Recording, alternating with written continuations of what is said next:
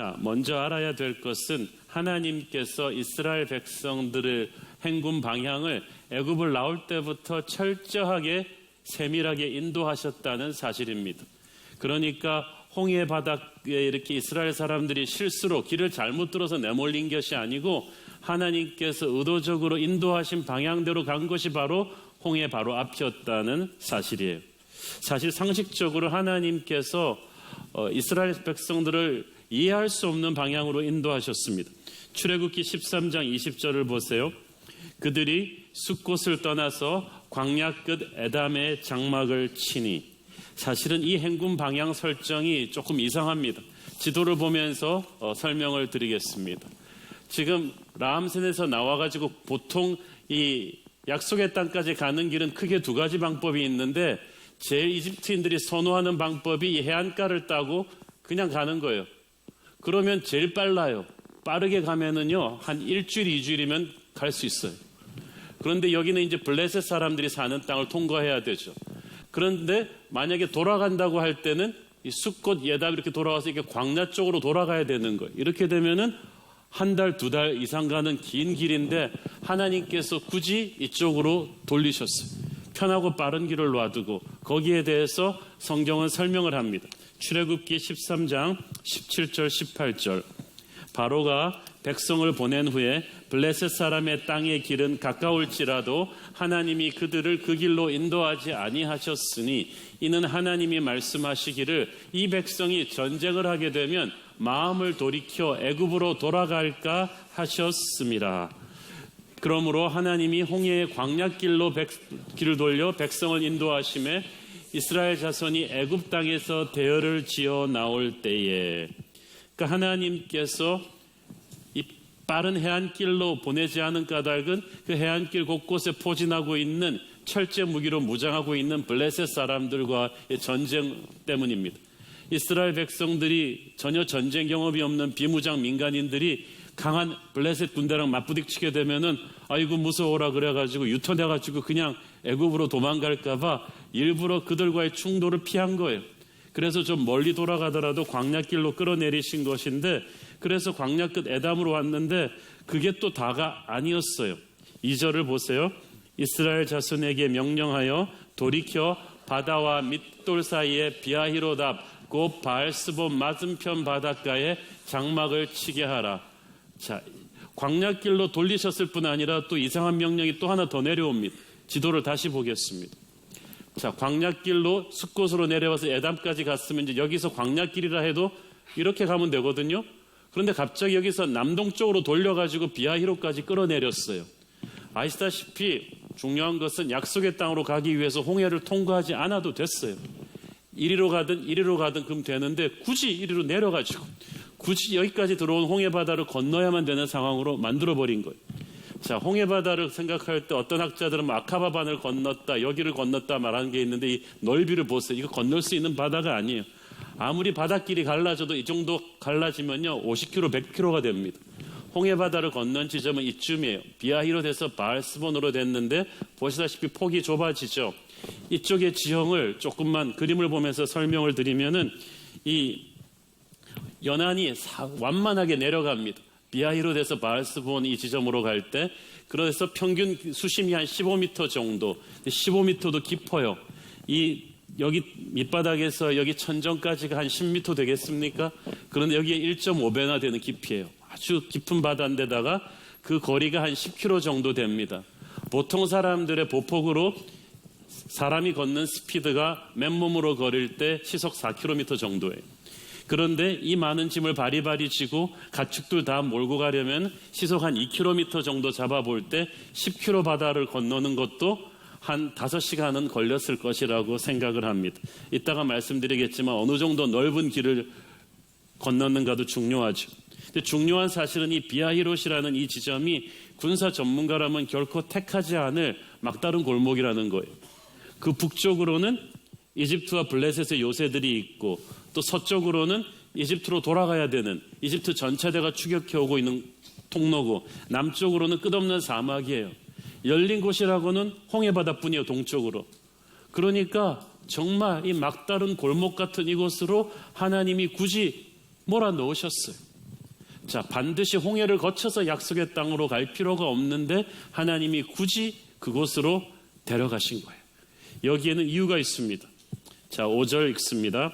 그 백성이 도망한 사실이 애굽 왕에게 알려짐에 바로와 그의 백성 신하들이 그 백성에 대하여 마음이 변하여 이르되 우리가 어찌 같이 하여 이스라엘을 우리를 섬김에서 놓아 보내었는가 하고, 바로가 이제 이스라엘 백성들 다 떠나고 나서 10가지 재앙당하면서 아들도 죽어놓으니까 완전히 넋이 빠졌겠죠. 며칠 동안 식음을 전폐하고 앉아있다가 이제 간신히 누가 전복죽이라도 끓여와가지고 이제 전하 드시옵소서 그래갖고 기력을 회복하고 있는데 신하가 막간을 이용해서 보고하는 거예요. 그건 그렇고 이제 이스라엘 백성들은 다 잘 갔습니다. 그랬더니 숟가락이 툭 떨어지는 거예요. 누가 갔다고? 이스라엘이 갔다고? 그러면서 막 상처가 쏟아지기 시작해요. 자기의 장자들의 죽음이 막 분노로 돌아오기 시작한 거예요. 그러면서 신하들이 막 곳곳에 일어납니다. 전하, 그대로 보낼 것입니까? 우리의 장자들의 피해 복수를 해야 됩니다. 200만 노예병력이 빠지고 나면 우리나라 경제는 어떻게 됩니까? 그들한테 바리바리 싸서 보낸 금은 패물이 얼마입니까? 이대로 보낼 수는 없습니다. 그러니까 이 막 바로왕의 상처받은 자존심에 불이 일어나면서 마음이 싹 변해버렸어. 세상의 마음은 그렇게 조석으로 변합니다. 그러니까 세상을 믿으면 안 됩니다. 그런데 4절에 보니까, 앞부분에 보니까 보세요. 내가 바로의 마음을 완악하게 한즉 바로가 그들의 뒤를 따르리니라고 했어요. 이 말이 8절 17절에도 나옵니다. 내가 바로의 마음을 완악하게 했다. 이 말을 잘못 해석하면 이거 하나님이 시킨 거 아닌가라고 생각할 수도 있어요. 그런데 그 말의 그 의미를 잘 풀어보면 이런 거예요. 착한 바로를 하나님이 악하게 만든 것이 아니고 이미 광폭한 이 오만방자한 바로의 마음을 하나님이 그대로 내버려 두어서 멸망으로 치닫게 했다는 뜻입니다. 이 마음이 강팍해지니까 바로가 심각하게 판단 미스를 하고 이스라엘을 추격하기로 결심한 거예요. 6절 7절 있습니다. 바로가 곧 그의 병거를 갖추고 그의 백성을 데리고 갈새 선발된 병거 600대와 애굽의 모든 병거를 동원하니 지휘관들이 다 거느렸더라.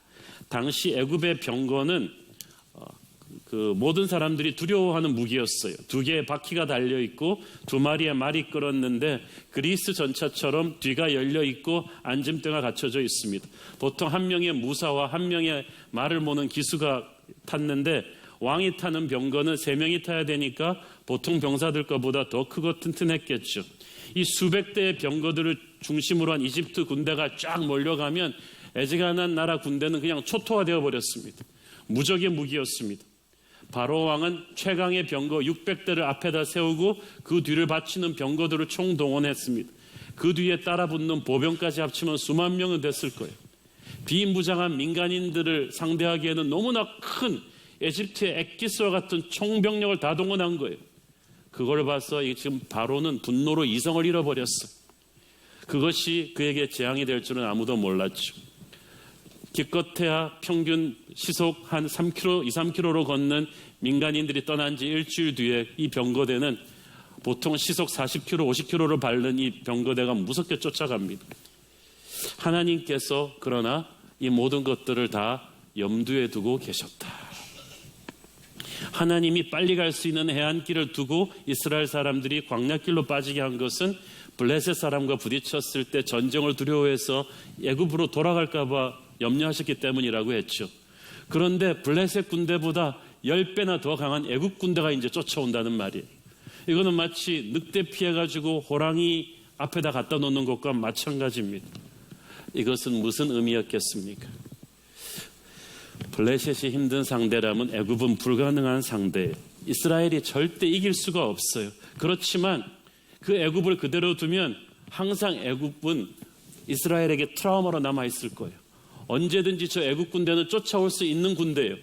그리고 이스라엘은 언제든지 애굽이 쫓아올 수 있다는 두려움이 그들 속에 있어요. 사실 10번의 재앙으로 간신히 애굽에서 탈출하긴 했지만 이스라엘은 아직도 믿을 수가 없어요. 수백 년 동안 그들을 앞지어오던 저 강력한 애굽이 아직까지 힘이 꺾였을 것이라는 생각을 안 해봤던 거예요. 그래서 하나님께서는 홍해의 기적을 통해서 애굽 군대를 이스라엘 눈앞에서 전멸시킴으로써 애굽보다 강한 하나님의 능력을 이스라엘 사람들의 가슴에 확실히 각인시켜줄 필요가 있다고 판단하셨던 것입니다. 그러므로 홍해는 이스라엘 사람들의 무덤이 아니라 애굽 사람들의 무덤으로 만들기 위한 하나님이 선택한 전쟁터예요. 또한 애굽은 이스라엘 사람들이 400년 동안 살면서 그래도 익숙하고 정든 땅이었어요. 노예로 살았지만 미워하면서 정든다는 말이 있잖아요. 이스라엘 사람들은 400년, 30년이니까 11세대가 지나도록 애굽 말을 쓰고 애굽의 생활 습관과 가치관이 모두 애굽 방식으로 길들여져 있었어요. 그러니까 이 노예 생활에 대한 아픔도 많았지만 미련도 많았어요. 우리나라가 36년 일제 치하에 있으면서 일본 사람들을 증오했습니다. 그런데 우리 부모님 세대까지만 해도 그렇지만 자기도 모르게 일제 방식으로 길들여진 게 일제의 잔재가 우리나라에 많아요. 우리나라 교육 방식이나 군대나 이런 것에 일제 문화가 많아진 거예요. 왜냐하면 길들여진 거예요. 익숙해진 거예요. 36년 식민지 통치 받았는데도 그랬는데 430년 애굽에서 살았는데 어땠겠어요? 애굽은 우리의 옛사람이에요. 우리가 미워하고 버려야 되지만 우리 안에 익숙해진, 그래서 잘 떼어내지 못하는 거예요. 그래서 하나님께서 애굽 군대를 치시는 거예요. 애굽 군대를 죽이면서 이스라엘 너희 안에 있는 애굽도 죽어야 한다. 그것을 선포하신 거죠. 자, 그렇지만 이스라엘은 지금 아무것도 모르고 이 일이 닥쳤어요. 9절, 10절 읽습니다. 애굽 사람들과 바로의 말들, 병거들과 그 마병과 그 군대가 그들의 뒤를 따라 바알스본 맞은편 비하히롯 곁 해변 그들이 장막친 데에 미치니라. 바로가 가까이 올 때 이스라엘 자손이 눈을 들어 본즉 애굽 사람들이 자기들 뒤에 이른지라. 이스라엘 자손이 심히 두려워하여 여호와께 부르짖고. 자, 애굽 전차대가 이스라엘 사람들을 따라잡은 것은 애굽을 출발한 지 겨우 일주일밖에 되지 않았을 때입니다. 일주일 동안은 참 좋았어요. 신나게 휘파람을 부르면서 10번의 재앙 끝에 애굽이 항복하는 것을 체험하면서 왔기 때문에 그냥 Oh when the saints 고말층인 그러면서 막 신나게 왔는데 일주일 그 기쁨이 딱 끝나버렸어. 이스라엘 제일 후미에 섰던 사람들이 땅이 흔들리는 걸 느끼기 시작했어. 지진 났나? 경주에 지진이 났나? 그러면서 막 이러고 있는데 이 지진이 아니야. 엄청난 기마대가 달려오는 소리예요. 혹시나 해서 뒤돌아봤는데 역시나요. 수백 년 동안 그들이 제압당했던 그 공포의 애굽 기병대가 오고 있는 거야. 저 군대한테 휩쓸리면 어떻게 된다는지 그들은 수백 년 동안 눈으로 똑똑히 보아왔어. 비무장한 자기들과 부딪히면 이건 싸움이 아니라 학살이 될 거를 알고 있는 거예요. 패닉하기 시작합니다. 비명을 지르기 시작합니다. 일주일 전에 그들이 누렸던 그 승리감, 하나님이 10가지 재앙으로 애굽을 무릎 꿇리던 그 승리감은 까맣게 사라져버리고 당장 눈앞에 있는 전차대만 보이는 거예요. 죽겠다고 난리를 칩니다. 우리가 그렇습니다. 새로운 시련이 닥치면 하나님이 과거에 베풀어 주신 은혜는 까맣게 망각되어 버려요. 두려움에 사로잡히니까 그들이 모두 여호와께 부르짖었다고 했어요. 성경에 나오는 최초의 집단 합심 기도예요. 그런데 이게 뭐 기도가 아니라 거의 절규에 가까운 거죠. 절규하자마자 그 다음에는 하나님을 원망하기 시작합니다. 하나님한테 못하니까 하나님의 지도자 모세한테 원망합니다. 11절 12절을 보니까 그러게 처음부터 우리가 안 가겠다고 했는데 왜 데려왔니? 어디 애굽에 우리 무덤이 없어서 여기까지 와서 생매장시키려고 하느냐? 우리는 차라리 애굽 사람의 노예가 돼서라도 가늘고 길게 살련다. 왜 이게 무슨 말인? 만약 그들에게 믿음의 눈이 있어서 조금 후에 벌어질 하나님의 놀라운 역사를 조금이라도 알았다면 감히 이런 원망을 못했겠죠. 홍해 건너고 나서 얼마나 민망했을까요? 이때 떠든 사람들 다 모세 앞에 눈치 보면서 건넜을 거예요. 제가 모세였다면 그럼 가지 말든가 그랬을 텐데 우리 인생의 위기에 처했을 때 마귀는 우리의 마음을 공격합니다. 우리의 감정을 공격합니다. 문제 자체보다 문제를 훨씬 더 크게 확대시켜가지고 우리의 간담을 오그라들게 하죠. 그리고 우리의 입술을 건드립니다. 부정적이고 패배적이고 죽겠다는 말, 원망의 말들을 막 쏟아냅니다. 이런 사람들이 모이면 집단 패닉이 일어나는 거죠. 이럴 때 우리는 패닉하지 말고 영적인 내공을 발휘해야 돼요. 하나님께서 즉각 모세를 통해서 개입하시면서 말씀하십니다. 13절 14절 읽습니다. 모세가 백성에게 이르되 너희는 두려워하지 말고 가만히 서서 여호와께서 오늘 너희를 위하여 행하시는 구원을 보라. 너희가 오늘 본 애굽 사람을 영원히 다시 보지 아니하리라. 여호와께서 너희를 위하여 싸우시리니 너희는 가만히 있을지니라. 첫째, 두려워하지 말라. 아니, 비무장한 민간인들이 세계 최강의 군대가 죽이려고 달려오는데 어떻게 두려워하지 않아요? 두려움 자체를 말씀하시는 것이 아니라 두려움에 휩쓸려서 무너지지 말라는 거야. 두려워하지 않아도 되는 것은 갑자기 문제가 없어져서가 아니에요. 애국 군대는 계속 달려와요. 홍해는 계속 넘실거리고 있어요. 문제가 어디 간 게 아니라 하나님이 함께 하심을 믿고 두려워하지 말라는 거야. 믿음은 하나님이 나와 함께함을 인식하는 것입니다. 믿음의 눈으로 보면 이집트 군대를 압도하고 있는 하나님의 군대가 보입니다. 믿음의 눈으로 보면 우리가 위험한 게 아니라 이집트 군대가 위험해요. 그리고 가만히 있으라고 하십니다. 절대적으로 군사력이 열세인데 뭐라도 해야 될 것 같은데 하나님의 명령은 가만히 있으라는 말입니다. 가만히 있으라는 말은 첫째, 조용히 하라는 말이에요.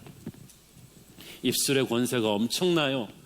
하나님의 사람들이 입술을 방정맞게 두려움에 사로잡혀서 마귀에게 내어주기 시작하면 안 됩니다. 우리는 다 죽었다, 끝났다 이런 말들을 함부로 하면 안 돼요. 하나님의 음성을 우리가 듣지 못했다면 하나님의 음성이 크지 않아서가 아니라 우리가 하나님의 음성을 들을 만큼 조용히 하지 않았기 때문이에요. 그래서 말씀 묵상의 시간을 큐티, quiet time이라고 하는 거예요. 가만히 있으라는 말은 둘째로 상황을 벗어나기 위해서 함부로 경솔하게 행동하지 말라는 것입니다. 인간적인 노력이 필요 없다는 말이 아니라 절대절명의 상황에서는 우리가 어설프게 이것저것 들쑤시고 다니면 오히려 더 문제를 악화시킬 수가 있으니 가만히 있으라는 뜻입니다. 그러면 가만히 있으라는 말은 진짜 아무것도 안 하는 것이냐? 그게 아닙니다. 육적으로는 가만히 있지만 영적으로는 하나님을 바라보는 시간이에요. 이때까지 없던 집중력으로 하나님을 바라보는 시간이에요. 보통 때 그냥 하나님을 힐끗 봤다면 이제는 하나님을 집중해서 봐야 되는 거예요. 보통 때 그냥 설렁설렁 기도했다면 이때는 결사적으로 기도하는 때고, 보통 때 아니란 자세로 예배했다면 이때는 목숨을 걸고 예배하는 때입니다. 하나님의 임재 안으로 완전히 자기를 함몰시켜버리는 거예요.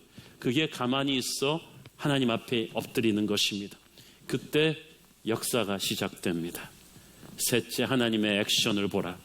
13절에 보면 여호와께서 오늘 너희를 위하여 행하시는 구원을 보라고 했습니다. 하나님께서 연약한 백성들을 위하여 대신 싸워주실 것입니다. 이사야서 41장 11절 12절 보라, 내게 노하던 자들이 수치와 욕을 당할 것이요 너와 다투는 자들이 아무것도 아닌 것 같이 될 것이며 멸망할 것이라.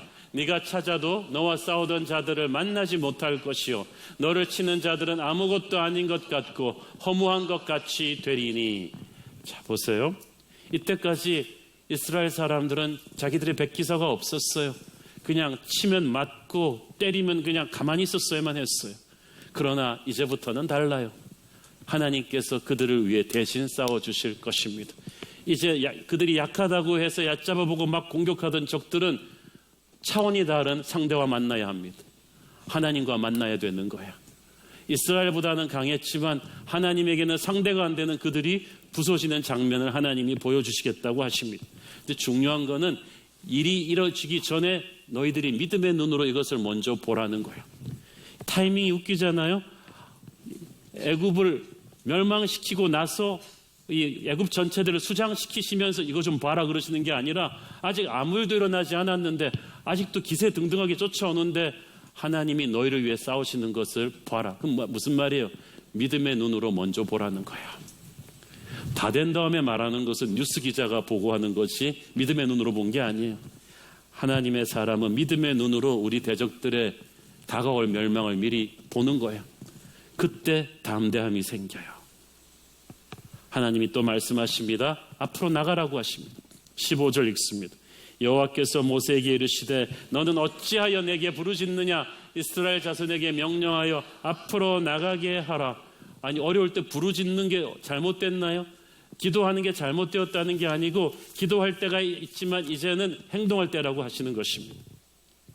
하나님께서 아까도 말씀드렸지만 홍해로 이스라엘 사람들이 온 것이 미스테이크가 아니에요. 하나님이 놀라고 계십니까? 지금 어쩌다가 이 길로 들었지? 이게 홍해가 뭐지? 큰일 났는데 이러고 하시는 게 아니에요. 하나님은 이미 홍해를 가를 계획을 가지고 이끌고 오셨어요. 이미 하나님의 머릿속에는 홍해 바닷길 속으로 있는 해저 터널이 이미 하나님의 머릿속에는 다 그려져 있어요. 길은 우리 눈에 보이지 않을 뿐이지 하나님 눈에는 보여요. 기도하면 그 하나님을 신뢰하는 믿음이 생기고 그 믿음이 있는 자는 일어나서 행동합니다. 자, 여러분, 답은 딱 두 개예요. 뒤에는 이집트 군대가 쫓아오고 앞은 홍해 바다예요. 인간적으로 어디로 가야 그래도 1%라도 생존 확률이 있겠습니까? 그래도 이집트 군대죠. 가서 살려달라고 빌거나 아니면은 죽어라고 그냥 이마라도 까면서 그냥 죽자 살자 싸우다 보면은 한 10,000명 중에 2-3명은 살지 않겠나. 시체 중에 죽은 척하고 누워있기라도 하면은 뭐 살 확률이 조금이라도 있는 데는 이집트 군대지 홍해가 아니에요. 근데 홍해는 들어가면 100% 다 죽어요. 바닷속에 들어가서 맨몸으로 들어가서 누가 살아요?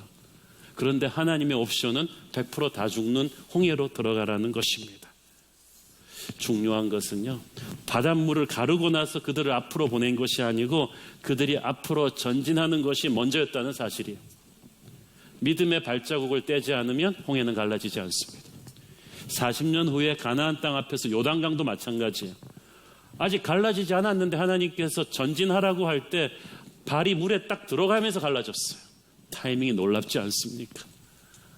아직 이루어지지 않은 홍해 바닷속으로 들어가는 것, 그것이 믿음이죠. 그 발자국이 들어가는 순간에 그 발이 들어가면서 처음 들어가는 사람들이 얼마나 싫었겠어. 내가 어떻게 하다 200만 중에 어떻게 하다 앞에 서게 됐지. 막 뒤에서 미니까 할 수 없이 가는데 아마 여호수아 갈렙이 그래도 제일 앞에 서지 않았을까. 그들이 앞장서서 나가니까 모세의 지팡이가 들리면서 그 타이밍에 정확하게 바닷물이 열리기 시작합니다. 21절 읽습니다. 모세가 바다 위로 손을 내밀매 여호와께서 큰 동풍이 밤새도록 바닷물을 물러가게 하시니 물이 갈라져 바다가 마른 땅이 된지라. 딱 바닷물에 발을 내딛는 순간에 물이 갈라지기 시작합니다. 그런데 하나님께서 거기서 진군시키지 않으시고 그대로 머물러둬요. 몇 시간 동안 동풍이 그 바닷물을 가르면서 길을 만들어 놓습니다. 왜 그러냐 하면요, 바닷물 가르자마자 들어가면 그건 갯벌이에요. 갯벌에 들어가 보신 분은 알겠지만 한 발자국도 못 움직입니다. 동풍이 불어갖고 하나님의 수포 드라이 동풍이 불어가지고 땅을 단단하게 다져야 돼요. 그 작업이 몇 시간 동안 된 거예요. 처음 죽음의 바닥에 길이 생겼을 때 이스라엘 사람들이 얼마나 놀랐겠어요. 심장 약한 사람들은 완전히 심장이 두근두근했어요. 충격이었어요. 하나님은 우리가 모르는 길을 찾아주는 것도 아니고 길 앞에 장애물을 치워주는 거 아니고 그냥 새 길을 만들어버려요. 그리고 그 길은 정말 놀라운 길입니다. 이사야서 43장 16절 나 여호와가 이같이 말하노라 바다 가운데의 길을 큰 물 가운데 지름길을 내고. 이 길이 그냥 길이 아니고 지름길이라는 거예요. 이 길이 최고의 길이라는 거예요. 자, 하나님이 내시는 길, 신의 한 수라고 하는데 하나님이 움직일 때는요, 우리가 생각하는 것과 너무나 차원이 달라요. 지금 이스라엘 사람들이 이 난국을 타개할 수 있는 인간적인 가장 큰 상상력은 주로 두 가지였을 거예요. 수백 수천 대의 배가 나타나고 그들을 싣고 가든지, 아니면 갑자기 외국 군대가 와가지고 이집트 군대를 후미에서 공격해서 애국 군대를 물리쳐 주든지, 그 둘 중에 하나 말고 상상할 수 있는 방법이 있었겠어요? 설마 하나님께서 불기둥으로 애국 군대 추격을 막으면서 동시에 홍해바다를 가를 줄은 생각하지도 못했습니다. 하나님은 우리와 차원이 다른 분이십니다. 이사야서 55장 9절 말씀, 이는 하늘이 땅보다 높음같이 내 길은 너희의 길보다 높으며 내 생각은 너희의 생각보다 높으니라. 따라하세요. 하나님은 우리와 차원이 다르시다. 차원이 달라요. 전혀 다른 길이 나옵니다. 우리들의 기도의 대부분은 우리 앞에 문제들을 치워달라는 거예요. 그렇죠? 우리의 기도는 대부분 홍해 바다 같은 거 안 만나게 해주세요. 이집트 군대 같은 사람들 피하게 해주세요. 그런 기도일 거예요. 그러나 하나님은 때로는 그 기도 응답을 거꾸로 응답하십니다. 홍해 바다 정면으로 그냥 우리를 밀어 넣어버려요. 여러분이 생각하는 가장 무서운 그 두려움 속으로 하나님이 밀어 넣으실 때 그 끝에 약속의 땅이 있어요. 홍해 바다 그 뒤에 약속의 땅이 있는 거예요. 그래서 그 홍해 바다가 약속의 땅으로 가는 웜홀이에요. 하나님의 길이라니까요. 여러분의 인생에서 진퇴양난에 이렇게 빠져 있다고 생각하십니까? 아마 이것은 이때까지 경험하지 못한 하나님의 놀라운 능력을 보여주시기 위한 하나님의 섭리일 수도 있어요. 그 무서운 홍해 바다 뒤에 약속의 땅이 있는 줄 믿습니다. 믿음은 바로 그 하나님을 믿고 그 두려움 한복판으로 치고 들어가는 거예요. 갈라진 홍해 바다의 폭이 어느 정도 되었을 것 같으세요? 여러분, 출애굽한 이스라엘 백성들의 숫자가 최소한 200만으로 추정되는데 이 200만이 새벽에 물이 다시 회복될 때까지 밤새 건너기 위해서는 전문가들 말에 의하면 바다가 갈라지는 이 길 폭이 적어도 1km에서 1.5km가 돼야 된다고 합니다. 48차선 고속도로, 적어도 4, 5천 명이 동시에 늘어설 수 있어야 이 200만 민족이 시속 2, 3km의 속도로 걸어가지고 몇 시간 만에 홍해를 건널 수 있다고 합니다.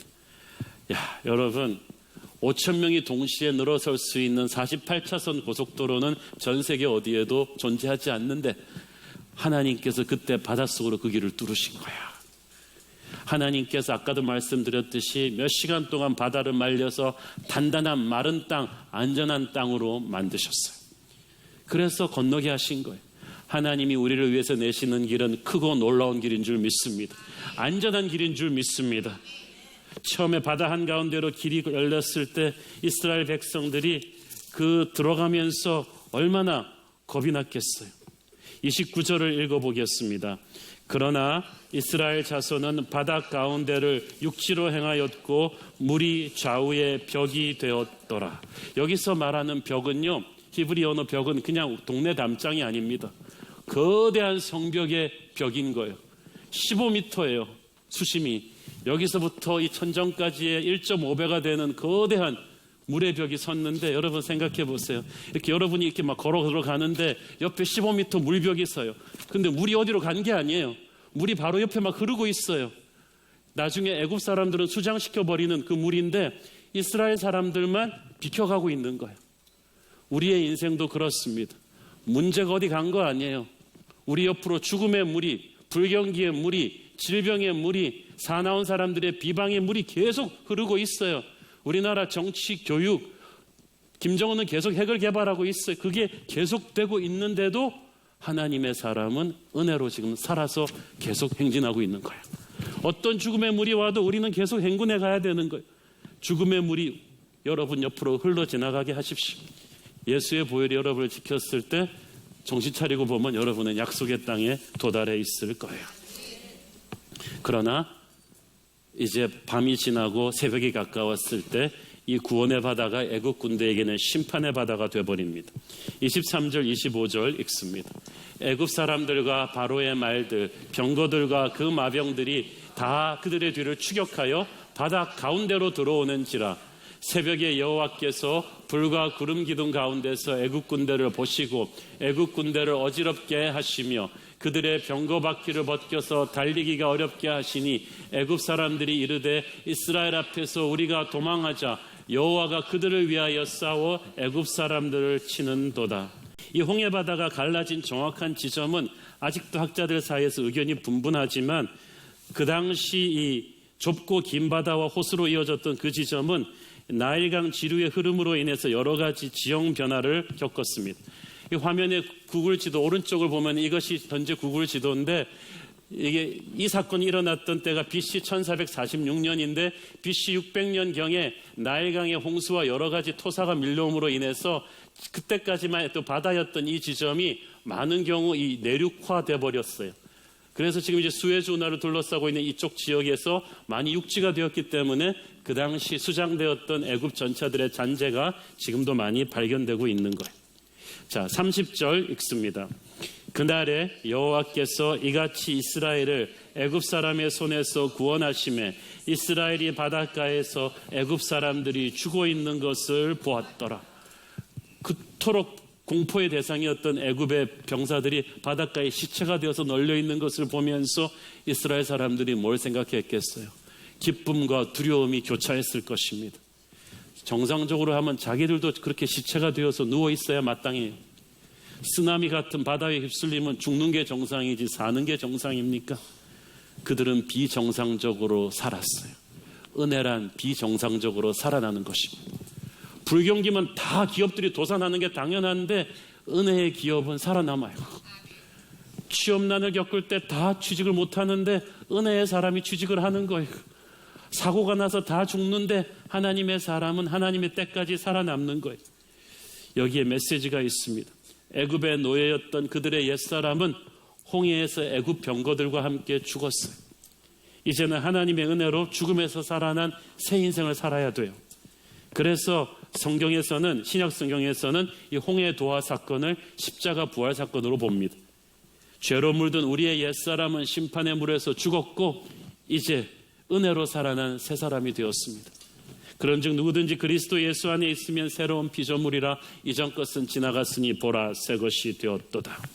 홍해에서 구원받은 이스라엘 백성들은 더 이상 애굽의 법으로 사는 것이 아니라 자신들을 살리신 하나님의 법으로 사는 것이고, 더 이상 애굽의 지위를 받는 것이 아니라 하나님의 인도하심을 받아서 하나님이 원하시는 땅으로 가야 하는 것입니다. 홍해를 건넜지만 앞으로 가야 할 길은 멀고 험했어요. 그렇지만 그들은 힘들고 어려울 때마다 이 홍해의 기적을 생각하면서 하나님께서 그들 앞에 있는 새로운 홍해들도 얼마든지 갈라주실 수 있다는 확신으로 나가야만 했습니다. 사랑하는 여러분, 이 사건은 3500년 전의 전설이 아닙니다. 홍해를 가르신 그 능력의 하나님이 오늘 저와 여러분 안에 계심을 믿습니다. 우리 안에 계신 이가 세상에 있는 자보다 크십니다.